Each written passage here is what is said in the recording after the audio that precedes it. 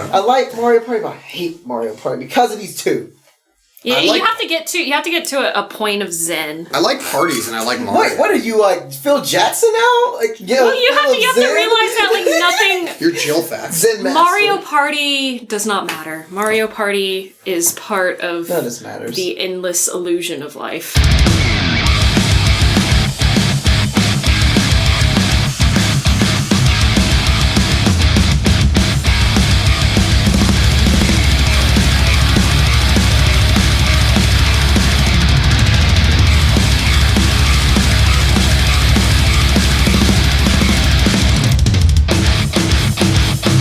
Welcome everyone. Here we are back in the DVD dome, the Dan versus D dome, aka DVD player. I'm your player, D with 2 E's, and this is D with the what? With the A-N. All right. With the A-N. Dan D-A-N. D-A-N, who's the man with the plan? By the way, if you haven't wondered, we've got the D. Mm-hmm. And some other letters too. Some of the other letters we have spell joy. Our friend Joy is with us today. Say hello, Joy. Hello. I'm happy to be here. Yeah, and you're the only person in this room that doesn't have a chair right now. I mean, I have a stool, but yeah, we made her sit on the floor. She requested it. Can the mic pick me up from here?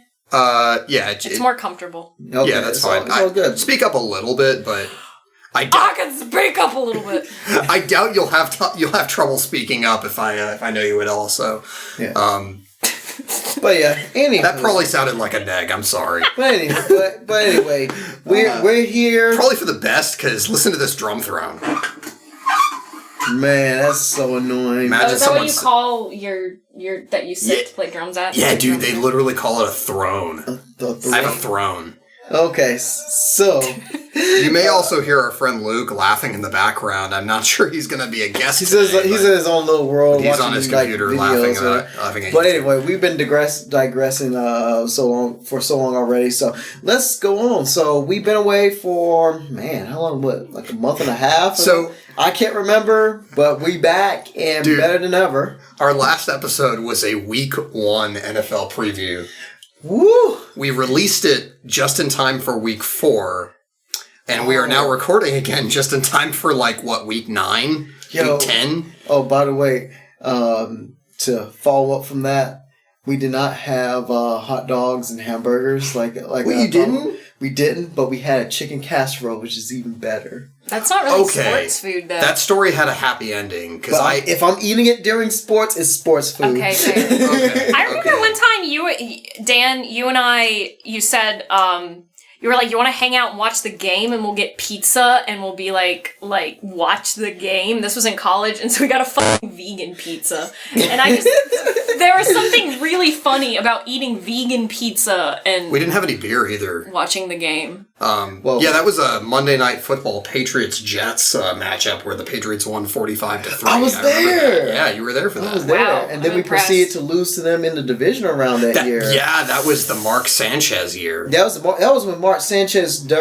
uniform was clean as a whistle, and Brady was pretty much battered without the blood on his jersey. That was Bart Scott. That was the birth of Bart Scott. Can't wait. It's funny that you were just talking about the thing where I clipped in the can't wait thing.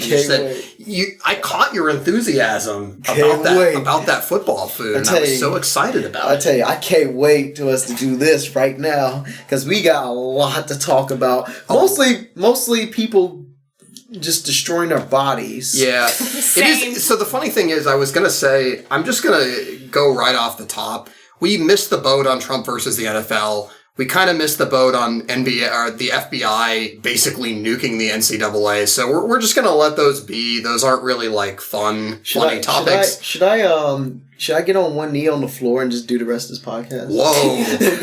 Sure, man. I got runner's knees from high school, so that would kind of be uncomfortable, but well, they won't mind, because it's your knees won't mind. It's something the flag. I don't even know what the argument is. So should I kneel while eating some Domino's pizza instead of Papa John? I Oh yeah, I heard about that. I heard about that on Twitter. I'll just say this. We'll move on because I just find this funny that in the year of our universe, 2017. The year of our universe. Or for some year of our Lord, whatever. I'm gonna. Yeah, I didn't want to. I don't know. I say things like that sometimes sarcastically, and it makes it sound like I'm making fun of Christians. Anyway, I'm sorry. I'm Christian, so I don't take no offense. We're gonna rewind. I do think it's funny that in 2017, this is the year of Papa John's announcing on Twitter, releasing a statement that they're not the official pizza of Nazis. So that's where we're at, ladies and gentlemen. I didn't hear or see that part, but I just remember he was complaining about him losing money because of the protests. I think they're which is horseshit. Because wasn't the issue that he was conservative and like said a bunch of conservative bullshit, and then a bunch of Nazis jumped on, and he had to be like, well, okay, like you want to know the real reason? We're right, but we're not that right. You want to know the real reason why they're losing money is because people aren't getting excited over football. Because we have the great matchups between Jacoby Brissett and Tom Savage. You think the people are not getting upset? Like, people are not getting excited to eat pizza and watch Are you fucking kidding? I find that offensive. No. I find that offensive as a pizza eater and non-sports watcher. That pizza is losing money. People aren't excited about pizza because they're not excited about football. I'm always excited about pizza. At least on Sunday. I'm gonna jump in just for a second. The amount of sales that Papa John's makes because of football is, I would guess, probably like less than 10% of their total sales. That is a stupid argument. Yeah. It's always a stupid argument. They're a business that is declining because they're a shitty business and he's bad at running a business. And that has a lot more to do There's with a picture on Tumblr of, see, we're already getting into it. There's a picture on Tumblr of Papa John drunk. And, like, two people are taking a selfie with him, and it has the caption, Papa John shitface LMAO. And I just, whenever people bring up Papa John as an entity, I just think I know it was a stupid argument, but I was trying to find a correlation between, like, lost viewership or lost sales as a result of the bad football that's been on display this year.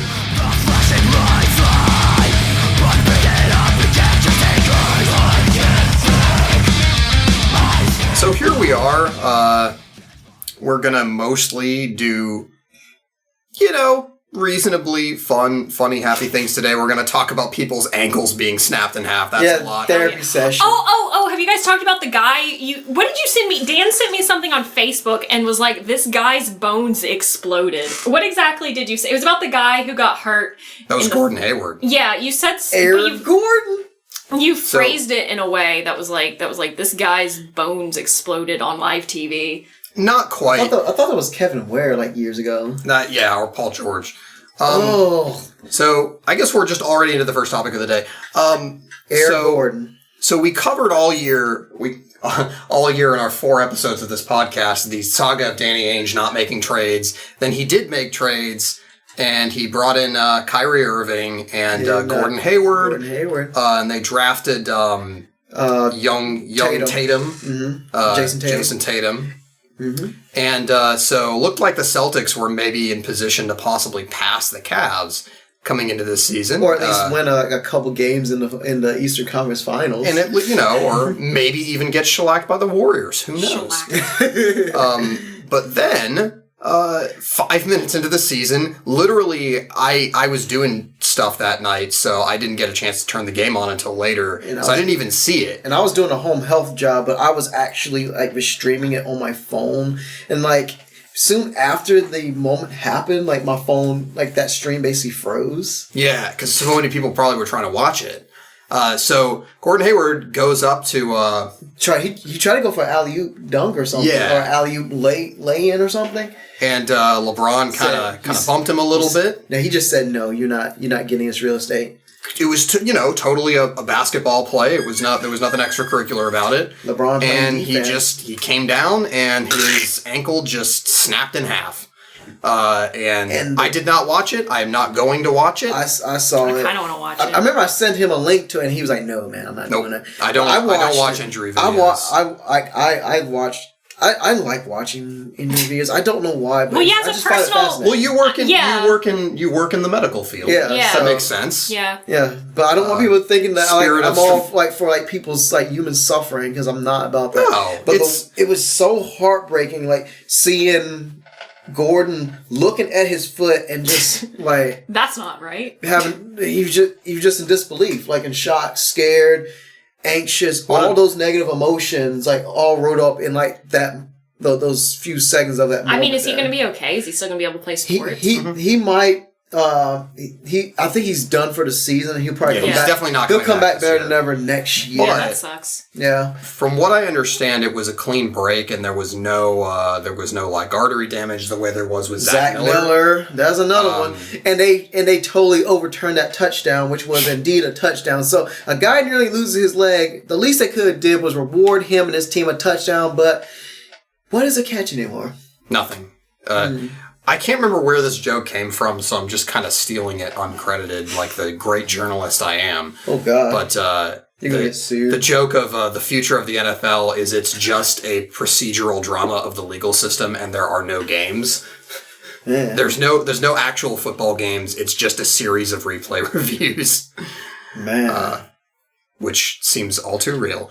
Or just reruns of the judicial system versus Ezekiel Elliott. But but anyway, yeah, it was just brutal. I mean, brutal on one level as like a Celtics fan, whatever. But also just very sad for him, someone who this is clearly like the biggest moment of his career, and he didn't even really get to play like a few games with his new team before he blew it out. But I guess what I said after that was like, it's at least better that if something this bad was going to happen to him, at least it's after he signed the giant contract and got all the and while money. he's still in his youth. True, yeah, when it's easier to come back from, but And plus, he's got a coach that likes him, like that. The coach that coached him in Butler, Brad Stevens. So he probably will give him the benefit of the doubt and he'll have more. Gordon will have more of his support. So hey, if he wants to come back, his coach will be lenient to let him go. Instead of like being like a coach that doesn't know him, probably would show him the door. yeah, You know? Yeah. yeah, very sad though. We like to keep it upbeat here. Like What? that arena though, you could hear a pin drop. Yeah, honestly, even in some ways, even worse than the actual video of the injury is. So there's a different angle from behind him. You can't see what happened to him, but you see the guy go down, and he's sitting there, and you just see every player on the opposing team's bench who is facing him. They all just go. They literally, it was like one of the like weirdest reaction gifs you'll ever see because they all were just like, Jesus Christ, I didn't know a foot could point that direction. But man, that court in that arena was like Silent Hill. Yeah, just crazy, just empty. But then that's okay because then we still have like great quarterback play from Deshaun Watson and yeah, no, he's gone. can we like have Man, Richard Sherman is still fun. Jeremy Lin, I mean, he's in basketball. He said they were built to the playoffs and then ruptured patellar tendon. He's gone. Yeah, that's bad because remember Victor Cruz with his patellar? He never came back from that really. That's right, it was patellar. I mean, he came back and played again, but he was never the same player. Well, football and basketball are two different sports. Is it still though. recording? It's still recording. Yeah. Okay. But so I thought that would be an interesting semi-segue. What is the worst injury you've ever seen live, D? The worst? And you can answer this. The worst too, I've though. ever seen? No, To observe it Gordon depends. Like, Hayward's is this like an event I'm actually at, or like I ever seen like saw like YouTube videos and all that? Live. I think live is more interesting. So like obviously we're too young to have seen the Joe Theismann play live, but I'm trying to think of other ones that we've seen. In terms of sporting event, I haven't really witnessed many like a severe injury like that. Maybe like someone with a concussion or I don't know. Were you watching years ago when the Willis McGahee one happened? I can't picture that one in my head, but there's a couple like this kickboxer like trying to kick this other kickboxer in the ring, and the guy actually threw his knee up to block it, And when the guy brings his leg back, it looks like a limp, wet noodle. And when he tries to put it down, it just folds in half and he falls. And then there's the one with Sid Vicious, the Psycho Sid Vicious from wrestling. Oh, not the punk rock guy. No, the Psycho Sid. There are multiple people named Sid Vicious. Apparently. No, I think it was Psycho. This is news to me. No, I think he was just Psycho Sid. I think it just misspoke on that one. But they call him Psycho Sid, and he tried to do like a I guess a high flying move off the middle rope, like middle turnbuckle, and he didn't really have much experience doing that, and it showed because when he landed like his leg was under him, and it just went. Yeah. And I think the biggest, greatest one was probably had to be the Kevin Ware one. Yeah, did you see that live? Oh, yeah, I saw that live. Oh, I saw that live on TV. Because that was obviously I have not watched it because I never will. And you want to know the messed up thing? But they showed the blood and bone and stuff right on TV. Not on TV. I think they panned away from that. Oh, okay. But like if you looked on the internet, then yeah. But you know what was messed up about that whole thing? Somebody made like a Twitter page titled Kevin Ware's Leg. And it said, I broke an indie. Oh, that's messed up. It's beyond messed up, but you see like a picture of like a little cartoon drawn leg or something. And the leg had its own personality and everything. Like, oh man. That's so sad. But I'm glad that he transferred and he played for Georgia State for like a year or so. So he was able to resume his basketball career. Now, the one that I saw that I remember very vividly is, I believe it was the last game Junior Seau played for the Patriots. Remember when he was with the Patriots in the mid-2000s, like 2007, 2006 probably? Again, too lazy to football reference. That's becoming a theme of the show. Just makes me wonder how much CTE he had at that time, though. Well, no, this was not a head injury. This was, he went to tackle someone, and maybe, I don't know the answer, so I'm not going to guess. But he basically wrapped up a dude's legs, or was diving to wrap up someone's legs, and their foot came back and hit the middle of his forearm dead on, and it just kind of went and did a nice little U shape. Man. And that was an immediate. They ran out and put him in an air cast, and he was done for the year. Pretty sure that's the last game that he played for New England. ProFootballReference.com. Is that a thing? Yeah. ProFootballReference.com. He played 4 games for the Patriots in 2008. On the iPhone X. Dan just won an iPhone God. X. Oh, God, the scam! Oh, wow. This just happened live on the air, guys. I got scammed. Congratulations! Congratulations. So you have been randomly selected to participate in our 10th anniversary iPhone X giveaway. You know, this probably means that my phone has a You virus. have to answer who is the founder of Apple, Steve Jobs, Bill Gates, or Mark Zuckerberg. Look at all these people commenting on it. You should just swipe Apple by answering Bill Gates. All right, comment section roulette. I just got a call from the courier yesterday. I can pick up my prize. Now I am using my new iPhone X. I mean, it doesn't count as comment roulette when they're all bots, right? I don't know if this was serious. Yeah, this is stupid. This is not actually funny. Also, notice that when I backpage, it is not actually taking me back to the website. that's what they do. Yeah. Anyway, that's what happened to Dan me got scammed live on the air. Hey, buddy. That face is priceless. So, also joining the show in a surprise move out of nowhere, Randy Orton style, is our buddy Luke the Brute Stewart. Unless you want to go by Julian on the cast. We're not going to do that. On the pod.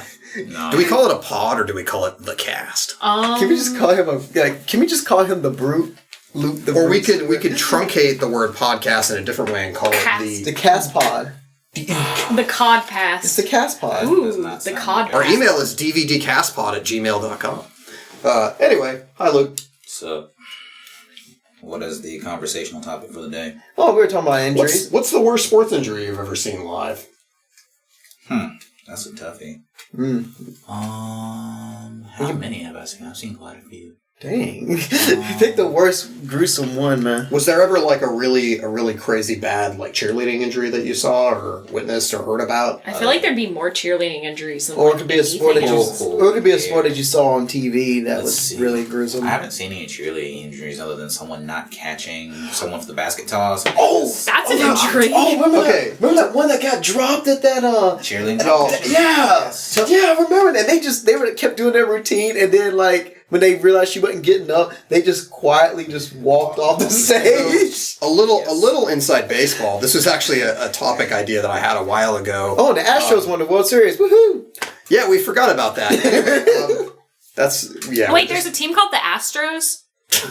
Yeah, What? There is, yeah. blank the It's Astros really cool. because you eliminated my Atlanta Braves back in the late '90s, early 2000s. Never forgive you for that. Okay. Forget you, Roger Clemens Astros and Trevor is a very Hoffman. good No, that's name. the Padres. I feel the same way about the Patriots. Extremely brief inside baseball. Dee and Luke both were cheerleaders back in college for the our college's cheer squad. I just walked on for a year. Luke was the the head honcho. But tell that story really quickly because I don't think I've ever heard this story.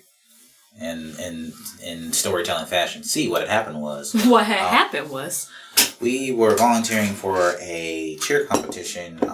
We were told that, hey, if you volunteer for this, you have to work 16 hours a day for 2 days, but you get paid money for it. And I'm like, hey, look, money, great.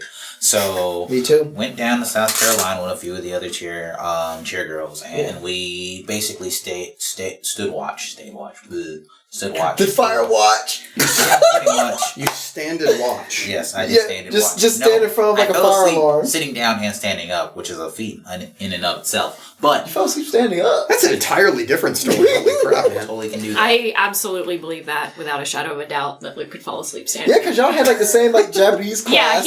he was always sleeping in Japanese. I knew, before I was ever friends with Luke, I just knew him as a kid who slept in Japanese class. Hey, I'm sorry. But say what you want. At 5 o'clock. Say what you want about this guy. He can fall asleep and Yeah. still kick butt in Streets of Rage. Not just any Streets of Rage, but Streets of Rage 3, the hardest of the Streets of Rages. I forgot that Now, I did that. if any of you are doubting that it might be possible for someone to have a podcast about sports that mostly just features their friends not talking about sports, That's Bill Simmons did it first, so get off my goddamn back. Do you have haters? No. Do you have taters? We're not popular enough to have And the haters. taters will always be fried in hot oil and grease. But anyway, And the salt. Go ahead. We should. the salt and ketchup. I would love to have Field Yates retweet me though. Oh, boy. Someday. Okay. So check it. The particular routine started off on a hitch. People are doing their little dance moves, basically, and we're going into one of their particular stunts, where you basically basket toss someone up in the air, and then they get caught on the way down. So this is a thing that me and Derek were a part of in our cheer squad. It wasn't something that was, we particularly perceived as particularly difficult. Because, as long as everyone stays in their particular areas, everything goes fine. And like Bill Belichick, do your job. Yeah. So, girl goes flying up in the air about, about, say, 8 feet or so from, if your hands are above your head, roughly. And she just comes down, they'll catch her. No, one side of the basket gives, and she just slams into the mat. And you're like, oh. And now, what position is she in when she goes up? Is she prone, or is she vertical? Weren't she actually laying weren't she actually You kind go of being up- horizontal? You go up straight, then you level out, Yeah. and then you come back so people will catch you like you're basically sitting in a chair. Are you? And you're lying. You're essentially on your back, facing up, right? Mm-hmm. Gotcha. So there was basically no bit of resistance between this girl's 10-foot fall and the mat. The ultimate trust fall. Yikes. So basically, trust fail. That's really good. That's really good. We're gonna call this And- episode "Trust Fail." The team sees her hit the ground. They proceed to go, okay, 2 of you go back, try and help her up. The rest of us are going to complete our routine. So, you know how the auxiliaries go back, try to help up the person get up, and the other people start doing their thing. Turns out, girlfriend didn't get up when they went to go pick her up, which meant bye-bye routine. Yeah, because, knocked out person tends to mean, we should probably stop. I just love how it happened at the end when they, like, the transition to the end when they noticed she wasn't getting up. They just looked, they just stopped, and then they just kind of walked off this, they all tried to walk off the stage, and then the lights just dimmed from the stage. What if this was like pro wrestling style where that was all part of the routine? Oh gosh, man! What is the wrestling term for something that's part of the story? Kayfabe. Yeah, I knew that. And what is not part of the story? I guess like, real life. Ad lib. No, I'm just kidding. No, I guess like real life. Is he like the non story parts? Like a shoot? A shoot? No, like when people break kayfabe. Yeah, what is breaking kayfabe called? Is it just called breaking kayfabe? Yeah, breaking kayfabe. I think so. Was this a pointless aside? But when someone's actually beating the crap out of someone in the ring, like that's not part of the routine. That's a shoot. Oh, okay. A shoot fight. Yeah. When the Undertaker just slapped that guy. Yeah, because he accidentally. He was gonna set that man on fire. His goal. He was trying to burn that man. That was supposed to actually be a work, but they just botched it so badly. But that one that you're referring to, the guy accidentally hit the Undertaker in the face, which wasn't supposed to happen. So I guess he was like sorry about it, but the Undertaker made sure he was sorry by actually throwing like a stiff punch that actually made the guy's legs buckle when he took the impact of that hit. You don't mess with the Undertaker. I would not want to get undertaken, that is for sure.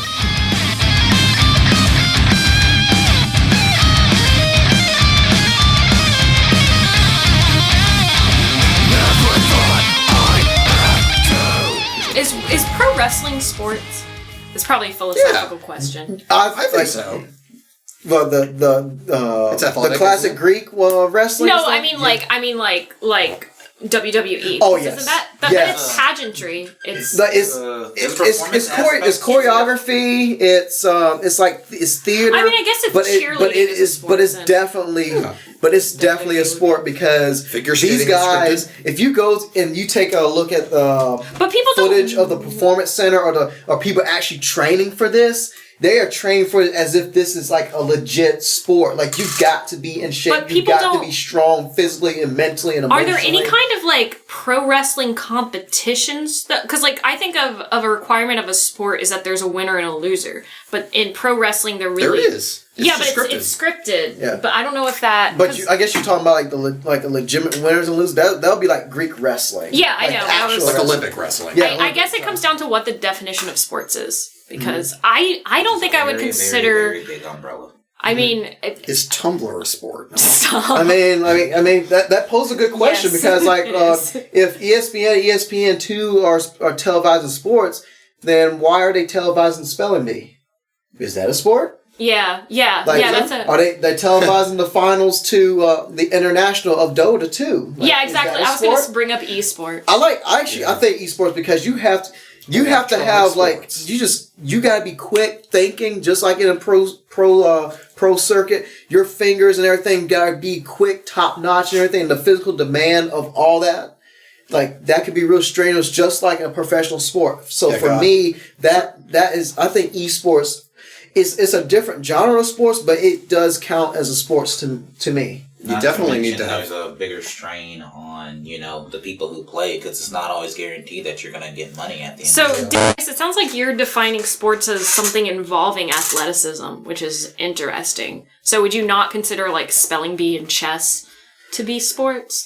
I would think to me it would be like a subgenre, like more of like a mental sport. Yeah, I think that you guys, as Luke was saying, it's like a different umbrella because you might have like a sport like weightlifting. It's all about it's like technique and strength.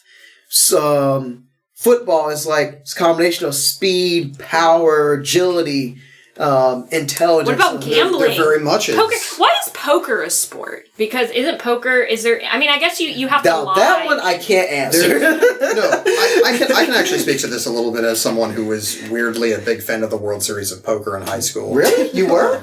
Yeah, I didn't know that. Did you like play poker like when you went to like that community college? Were you actually trying to scam people out their money by being a poker player and stuff? No.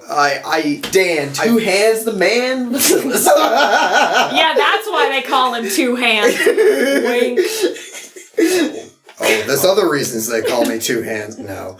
By the way, did you know that when I was a kid, when I was like 2 and 3 years old, my nickname was Little Hands. By the way, Your what? Also, yeah. Your what was Little Hands? Your nickname was Little Hands? When I was little, my nickname was Little Hands. you ain't got no room to talk, bro. Here's my. Oh, that's right. His hands are the same size as mine. Guys, my nickname was Little Hands. I actually lived my childhood as Donald Trump. Oh God. Womp womp. Womp womp. Did you have like, no one laughed. Did you have like the jacked up like blonde hair? Like it's like right in the middle and then it goes up to the side and I had flaming anime character I'm hair. sorry, but your ratness needs represented. No. I just can't take him serious with that hair. No, poker is a sport that requires a lot of mental capacity, and it's sort of even as much as like knowing the hands and memorizing all of the probabilities, like That's true. The top pros know, okay, I have a 5% chance of hitting the river card here and stuff like that. You talking about that? Is Magic the Gathering a sport? Yeah, that's what I'm saying. Are you talking about a poker player or a Magic the Gathering player? Well, no, there's a lot of overlap between those two. Between poker and Magic the Gathering? No, for real. A lot of pro Magic players went on to play in the World Series of Poker. Are you serious? Yes. I wonder if there's like bullying within poker, like oh God, it's another Magic the Gathering player. Like I wonder if they probably, yeah. But it's a lot of also like your ability to read people, your ability to look for tells, and that sort of thing. And that's interesting, certainly.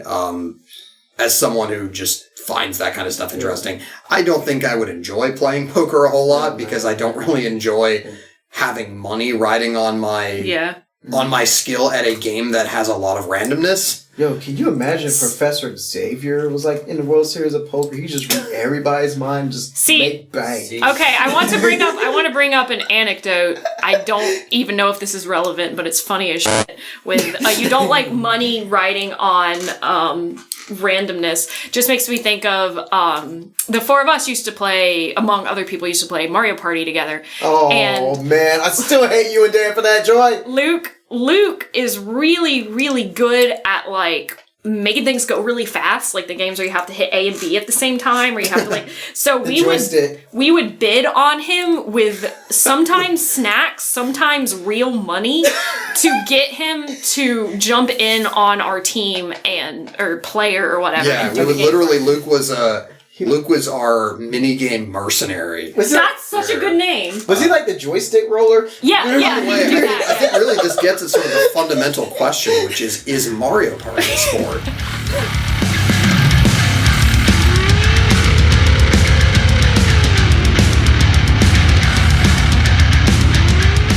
Anyway, this is all beside. So last week, not last week, 2 months ago, on our last episode, 2 months apart, we covered the football cookies. Oh God damn it! And no, I checked the package. He did not have the Odell Beckham Jr. hair. Yeah, no, he did not. He did not, and he was not diving into the end zone. By the way, he was actually making like a sideline catch. I thought he was like diving towards the end zone, doing kind of an Antonio Brown. If you look on the thing. And maybe in the show notes, I'll have a link to that picture so you can all see it. So stupid. In the comments section below, please let us know. No. And then type in Sam Hinkie if you're listening. Yeah, definitely. Show them the picture of the guy who looks like the Great Deku Tree. Put that in the comic section. Anyway, so after that, I attempted to reach out to Pillsbury. Oh man, I still can't believe you did that. It was probably you're a jerk. I attempted to reach out to Pillsbury. I went to the customer service website and attempted to contact them about why the Pillsbury cookies are not on their website, the football cookies. And I was unsuccessful, but I figured it might be funny to read you the email I sent them. I can't take this seriously right now. God. For a very particular reason. Oh boy. So here's what I sent them. Hi. This is less a compliant and more a simple question. So after all my ragging on other people, I fucked up the Complaint? spelling of a word in my own email. Complaint? Yes. I That's not literally- complaint. By the The way, first sentence. I am Okay. employed as a technical writer. I write manuals for things.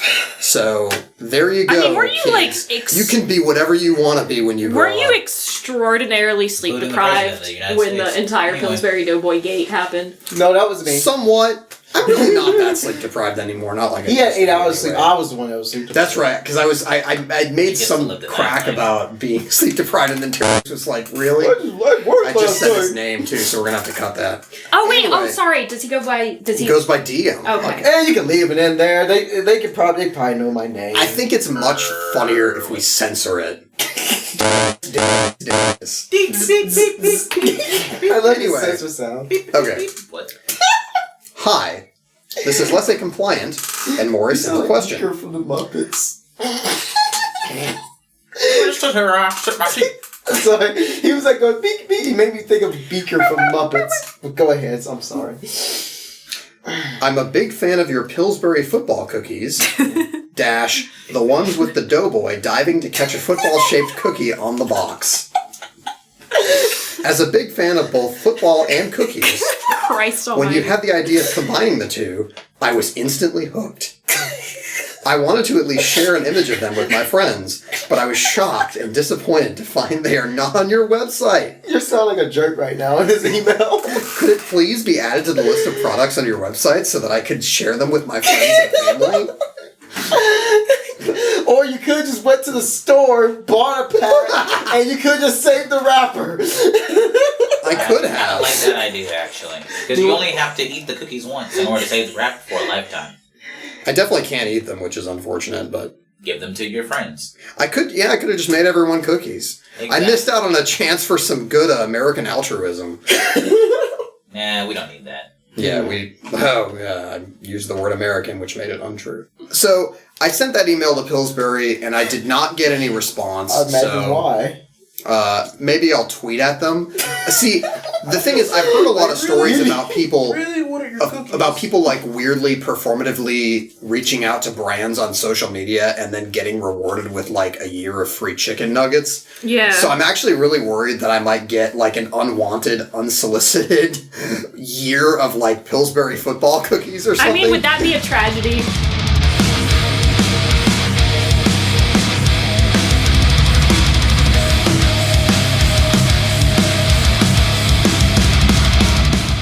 So here we are,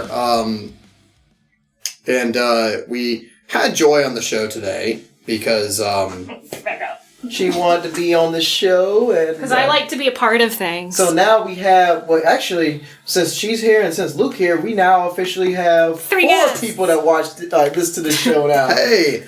Anyway, so our tradition on this show, our rich, long-standing tradition from that one episode that we had a guest, is that we, when we have someone on the show, we just kind of ask them about their origin with sports. Their origin story. Their sports Their origin lore. story. How they got into sports, what they like about it, what sports they follow, etc., etc. And, well, Joy isn't a sports fan. So we're gonna, I guess, ask her the opposite of all of those questions. Yeah. So, No, this is something Her that experience is just watching us going batch. oh. D swore! D said a cuss! he said a bad cuss. D. He said a naughty cuss. Yeah. So no, this was something that I was actually really thinking about. When Dan said that he wanted me to be a guest on the show, and he's like, it'll be fun because you don't like sports at all, and we'll get a different perspective. And so it really got me thinking as to why I don't like sports. And I think it's an interesting question because I don't have a hard answer to it. But my history, I guess, with sports is, I mean, I'm not very athletic. Which is something that I want to be more athletic. Have you ever played a sport? No. Okay. I thought so. And so my parents, like, I think my parents cottoned on pretty quickly that I was a nerd and that, like, they never really pressured me into being physically active. What was their first clue? I don't know. Well, She was 3 years old and really loved The Legend of Zelda. My father was diagnosed with progressive multiple sclerosis when I was 3 years old. So, like, that might have, he was always a pretty nerdy person to begin with. But, like, sometimes I wonder if that, like, because, for example, the one sport that I really enjoy is swimming. That's the one athletic thing that I like to do. Oh, I actually did not like, yeah. Oh, of course, it was in front of me, like with the beach trip. Makes I was always running off to the ocean. Water. Yeah. And I wonder about that sometimes because that was always something my dad could do very easily because of the way like gravity and stuff. He was able to move his legs in the water for a lot longer. Oh, word? Yeah, word. Wow. And he would go to the pool and do walking exercises because he could walk in the water and that helped his leg muscles while I would go and I would swim laps. Nice. So I wonder if that contributed to it. So I think about that. Like I've just never been. I want to be more athletic. I would really like to. I like hiking. You like that? Yeah, I like hiking. I want to possibly go into field biology, so I need to be pretty physically fit. Not super fit. Well, I can help make you strong. Yeah, because that's damn with them calf killers. I've actually been wanting to start swimming again, but I can't. Like right now, it's kind of a difficult thing. Anyway. But so yeah, I was thinking about that, but then I was thinking, a lot of sports people, I think, are nerds. Like, there are a lot, like, not to mention, like... Case in fucking point. We are. Not to mention, like, 40-year-old dad bod beer gut people. Dear bod beer? Case in fucking point. Yeah, Dan. Dear bod beer gut? Like, what dad was bod? that? Well, I'm not talking about y'all. I'm not talking about y'all. I'm just sort of trying to wrap my head around that phrase that you just dad used. bod beer gut? Dad bod. Dad bod beer gut. Okay. Like the biggest... I never heard anyone use it. I think the biggest contingency of sports fans, other than like college frat bros, is like old dudes. And like people who aren't physically active. And so it's something that I really started to think about, how I just have never been interested in watching competitive sports and like esports. We talked about esports earlier. Like I play a lot of video games, but I have zero desire to watch esports. I don't like watching esports because they make me realize how terrible I am at a game. It's like as a guitarist watching like Eddie Van Halen or Tosin Abasi, you're just like, this person's way better than I can ever hope to be. And a conversation that Dan and I have had a lot. I don't know if you guys have talked about psychographics on here at all. No, I can't say we have. Rip and roar, man.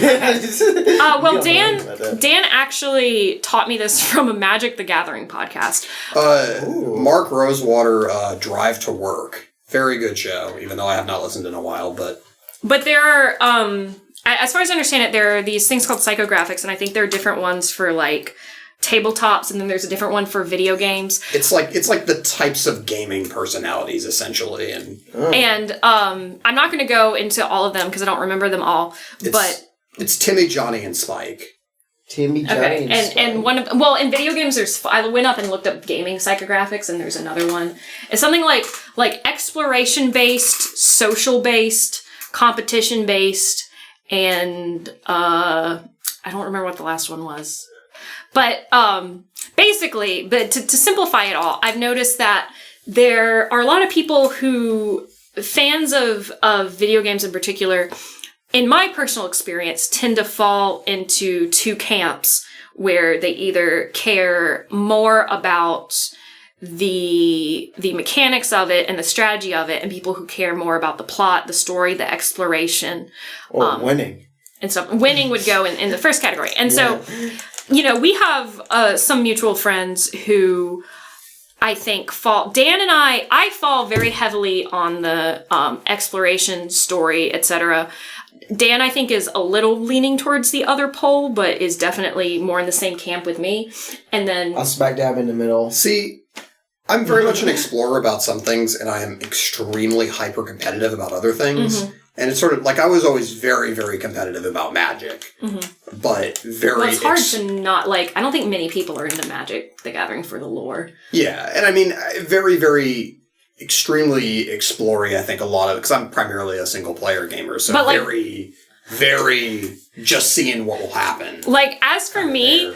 I am way too into Borderlands lore. If anyone has played Borderlands, it is not a plot-heavy game at all. It is pretty kind of all over the place. Very, very much a like gaming game. And so I'll talk to some friends about Borderlands, and I'll be like, oh my god, so-and-so is my favorite character. I love her so much. She's so cool.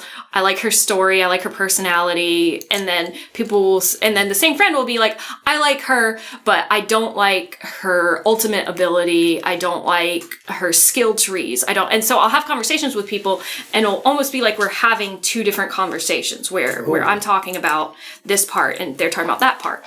And we also, a lot of these same friends are really, really good at Super Smash Brothers. We have. I thought I was good until I ran to brick walls known as Luke and like Moser and all those other guys. Luke, and Moser, that's Matt. why I consider myself in the middle. Well, not really Matt. I think it's kind of similar. Like we talked in previous episodes, kind of about different types of sports fans in the way that there are some people who are very much only about following one team, and the extent of like the dialogue they want to have about sports is your team sucks and my team is the best. Yeah, and whereas like D and I are very much like fans of the sport. I used to be like just like about one team, like my favorite team, but now like over the years, like, especially with fantasy football and stuff, I keep track of like the whole entire narrative of the NFL. See, and that's really interesting because I was going to talk about that's how my taste matured. Yeah. The reason that I just zone out whenever anyone starts talking about sports, and I think it's because to me there is no narrative, and I know now like as I've gotten older, I know that that's not necessarily true. Like for a lot of people, they have a narrative, like their team is their narrative. But I guess because there's no like characterization besides like where you grew, like I have no reason to root for one team over the other personally, you know, and I don't know how people really come to that. But to me, and I know that sports like there's very rich stories there. You know, there's so many biographies. And let me tell you, like example, like remember when you saw me playing the long shot on Madden team? Imagine that happened. You'd be surprised on how much that happens with real people. Dude. There's people who were overlooked throughout their lives, but trying to carve a niche somewhere in the NFL or any pro circuit team. There's always that person that's grinding out. That won't be a superstar, but is trying to grind out and trying to prove to the world and also prove to themselves, most importantly, that they are capable of being the player that they envision themselves being. Yeah, and I absolutely understand that. And I think it's interesting. I don't know. I don't really have a thesis statement here, except that I think that I know personally I am very not really about competition and skill and that's a draw, I think, for a lot of sports fans.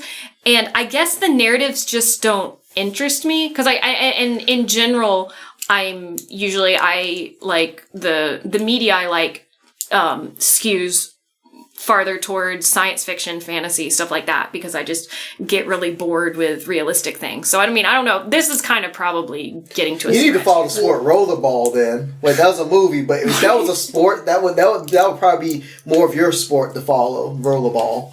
Is that what you need? Is it the story? Is it sort of the feeling of movement, I guess? Absolutely. Is that why you like watching those 30 for 30s?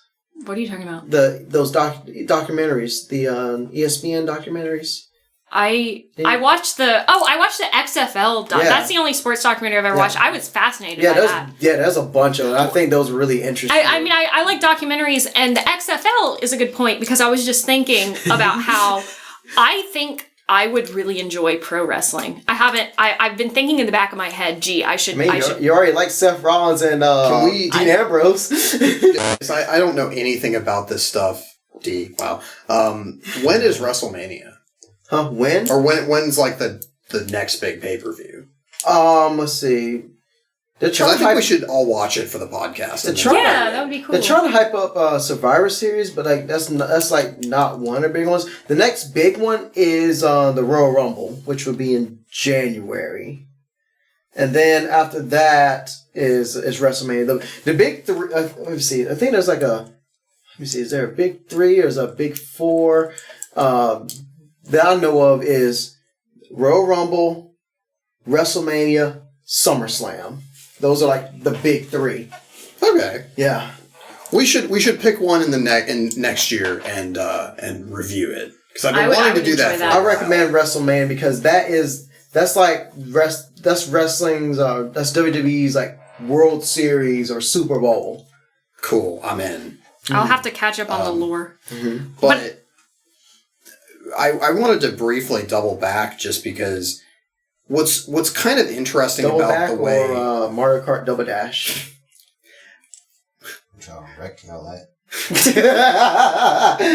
Go on. He's not wrong. I just want to slip that Double Dash in there. What's interesting about the way sports is typically consumed is when you do get the sort of narrative aspect of it, it's really kind of just something that's created by the media coverage of sports. You know what I mean? Yeah. It's essentially like the reporting kind of telling you what stories you should care about. Yeah. Or sometimes the players will create the narrative themselves and then the media will just run with it. Because like think about it. Does Richard Sherman and the rest of the Legion of Boom get on the cover or on that title screen of Madden 15 if he doesn't have that tirade, that post game talking about Michael Crabtree? That did kind of put him on the map, unfortunately, for some people, maybe in the wrong way, but...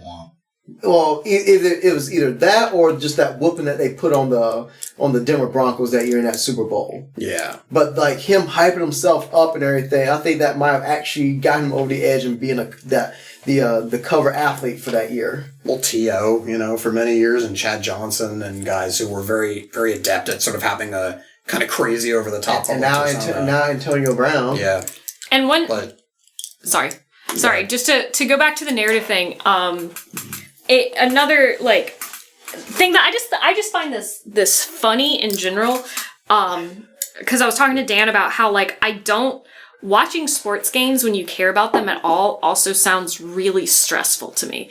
And I was talking I was explaining it in terms of like if I'm watching a show and I'm heavily invested in the show, and a season finale or whatever comes up and I'm very excited about it, but I always have a little bit of anxiety because it's like, like I want this to end satisfyingly. I want my characters that I care about to be okay. I don't want like a bunch of narrative bullshit to happen. Like I'm invested in it. Die. Right, I'm invested in it. When you watch a sports game, there is a 50-50 chance that you are going to leave feeling dissatisfied. There's a 50-50 chance that your team is going to fail and you're going to be like bummed after it. And so I just can't conceive of that. I cannot. I don't know, or you could leave like 100% bummed out like last week when the Colts got to see their Colts without Andrew Luck, and the Texans saw their Texans without Deshaun Watson and Tom Savage being the quarterback. Nobody won that game. Especially the fans. They lost because they just weren't treated to a good product. Was it 0-0? No, the Colts won by default by a point, but it was just... No.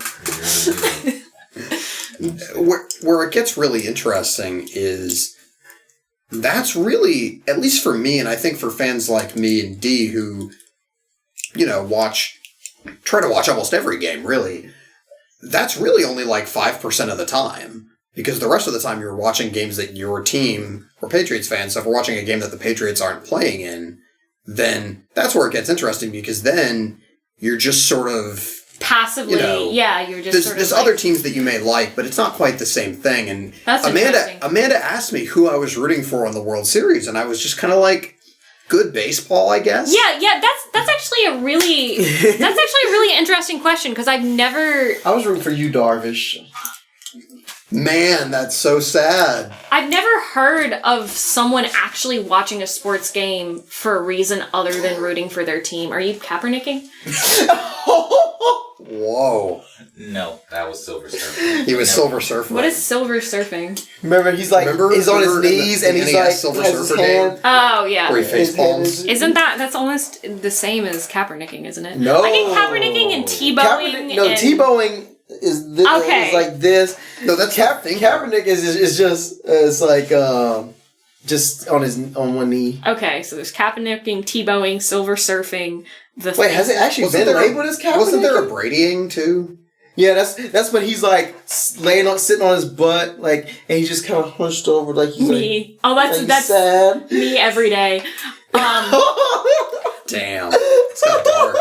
But I just don't. That's really, really interesting. The idea, like, what is that like for you watching something where you're not rooting for a team? It's not. I still get worked up sometimes. For me, in terms of like the fan experience, I guess. I'm cold. I'm hot. It's really not that different from watching a TV show. It's the same, more like a soap opera, I guess, because you're sort of looking for the continuation of storylines. Hey, is this guy still good, or is he bad now, or is this team still good, or is this coach a piece of crap? If you're in my case, like, oh my gosh, how did you not make that play, or how did you make such a stupid play like this? The stupidity is killing my brain right now.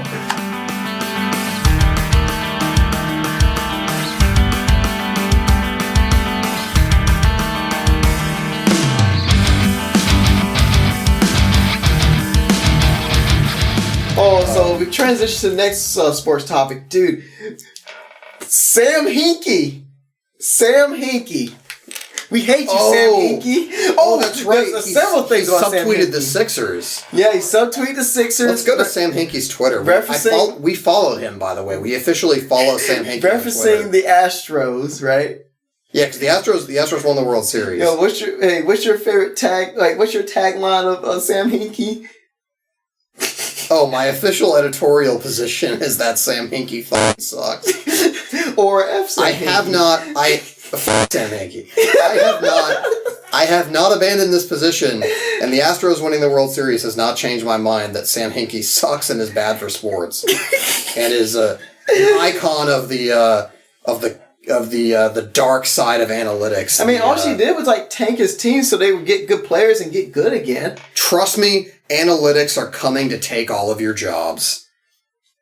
There's going to be some people taking over like Cleveland Browns jobs because the guys thinking about analytics and draft picks, and they're still in the basement. So Jackson, all those coaches, they're going to have their jobs replaced. Okay, look at this motherfucker's Twitter. His description says husband, dad, leader, reader. Formerly a bunch of things, including president and GM of the Philadelphia 76ers. He has his motherfucking former job on his goddamn Twitter bio. Our Twitter bio is usually like that. Hey, don't you curse the name of the great prophet Sam Hinkie like that, man. Man. Shit, it's 10 o'clock already. I just got my refill. Why wouldn't he fucking have like his current job on there? That is some fucking horseshit. The great prophet Sam Because, Hinkie. to be perfectly honest, let's read some of Sam Hinkie's tweets. People to know so he doesn't tweet that often, apparently.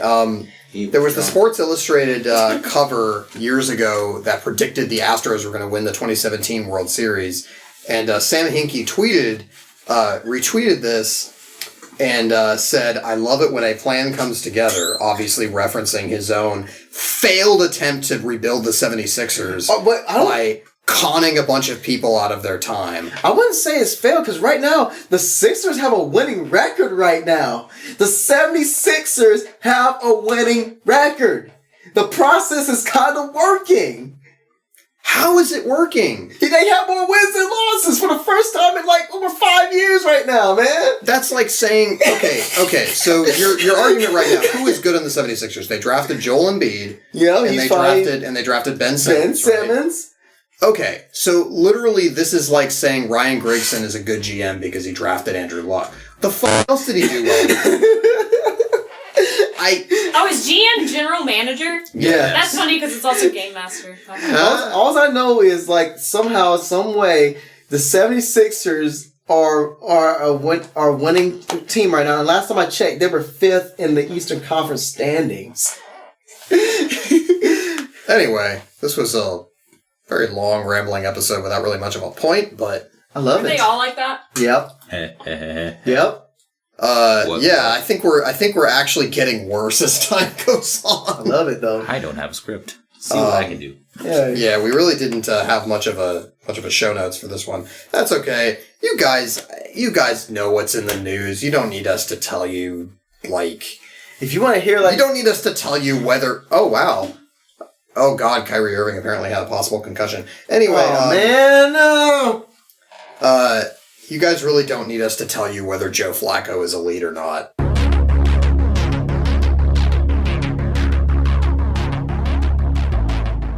Thank you for sitting in on us, going on our This wild disjointed tangents. mess. Well, every episode is a disjointed mess. While we somehow Just find like a way, life. we always find our way back to the points and stuff. So, thank you for rejoining us with this insanity that is our DVD podcast. Dan versus D. Yeah, exactly. Don't wanna make the DVD the actual DVD podcast angry at us. Oh yeah, the Dan versus D sports and stuff. So, we're your hosts, D with 2 E's. I'm Dan with an A-N. There you go. This is Luke. Joy wandered off to, I think... To play with a kitty or something. Yeah, I think she went to play with my cat. I would have missed it but, Hi, I'm Joy, and I was very happy to be on this episode. That was not believable at all. I don't know, I think I sound exactly like her. Hey, I'm Joy, and I'm just happy to be here. Bye, everybody. We're all pretending to be Joy. We should just interview each other as Joy. Anyway, but thank you for joining us, and hope you learned some things. At least it was entertained. We made you laugh. Maybe made you cry. Well, the rest of the world is busy doing that, so we'll stick with making you laugh. Yeah. So this was D. This was Dan. That was Luke. Joy in the other room. Dan was D Sports and Stuff podcast. Thank you for tuning in, and we'll catch you on the flip side. And to all, peace, happiness, and humpiness forever. Man, guys, I wish I could just hug you all, but I'm not going to.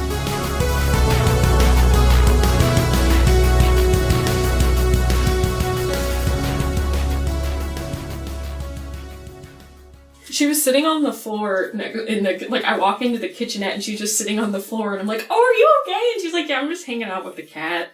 Yeah, that's about right. Yeah. Like you do.